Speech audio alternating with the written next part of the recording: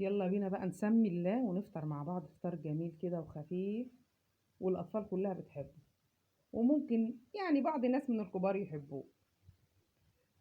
هنسمي الله ونبتدي مع بعض، ونبتدي الفيديو بتاعنا زي ما احنا متعودين. اللهم صل وسلم وبارك على سيدنا محمد وعلى آله وصحبه أجمعين. النهارده هنعمل مع بعض بيتزا سريعة، بيتزا الصاج.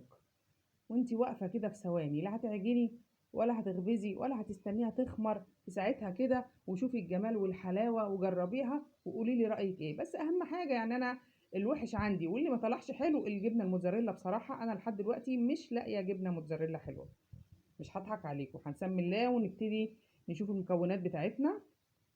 احنا معانا كوبايتين دقيق.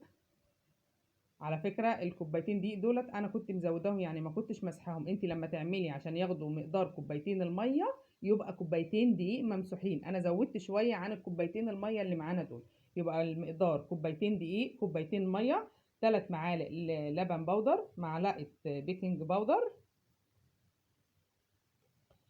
معلقة خميرة. بصوا كيس الخميرة ده انا كنت واخدة منه معلقة خميرة صغيرة، وسنة ملح كده. واللي انا هحطه ده اختياري مش اجباري. ديت حته جبنه يعني مشكله موتزاريلا على ميكس زي ما تقولوا كده يعني.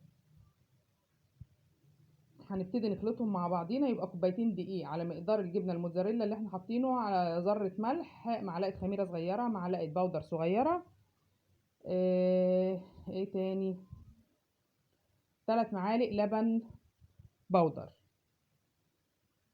وبعد كده هنبتدي نضيف الميه بتاعتنا. بصوا هي مقدار المفروض يعني كوبايتين الدقيق عليهم كوبايتين ميه. انا عشان بقول لك ما كنتش ماسحه كوبايتين الدقيق فيهم زياده شويه، فحطيت نص كوبايه ميه عليهم.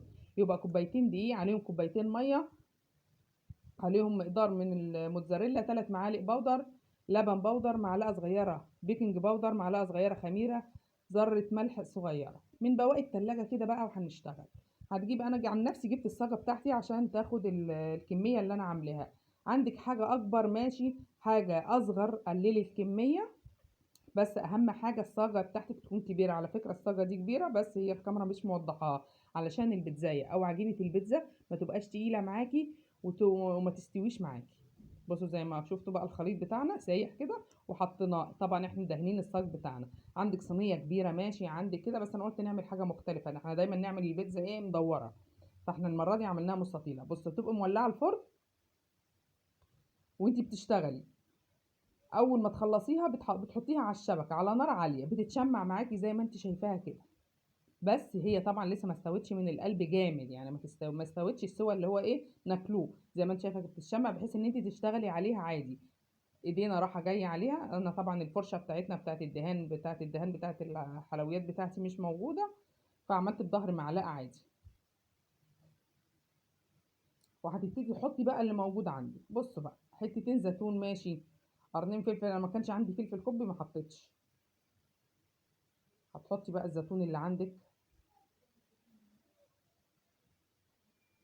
هتحطي الجبنه ديت. بص انا كنت جايبه العرض دوت من على النت، بس بصراحه يعني مش حلو، ما عجبنيش لان المطه بتاعته مش حلوه. دي جبنه موتزاريلا على شيدر مبشور على تركي مبشور على ميكس جبن. انا طلعت من كل حاجه كده كميه، وهنبتدي نحطها. هي بتطعم وبتدي طعم حلو وكل حاجه، بس مش بتدي المطه اللي هي. وكان عندي واحدتين بيفي كده قلت اقطعهم. عندك بسطرمه ماشي، ما عندكيش خالص ما فيش مشاكل، هتختفي بالزيتون والجبنه الموتزاريلا وهتدي طعم في منتهى الجمال. عندك بواقي فراخ ماشي، بواقي لحمه مفرومه، ما فيش مشاكل. زي ما قلت لك المتاح عندك اعملي بيه. وهنغطي تاني. هتحطي تاني كده فوق البيف اللي احنا حطيناه. زودي منها. انا زودت بصراحه عشان قلت لكم ما حطيتش المطه اللي هي، فانا كنت عايزه حاجه يعني ايه تفرح العيال شويه.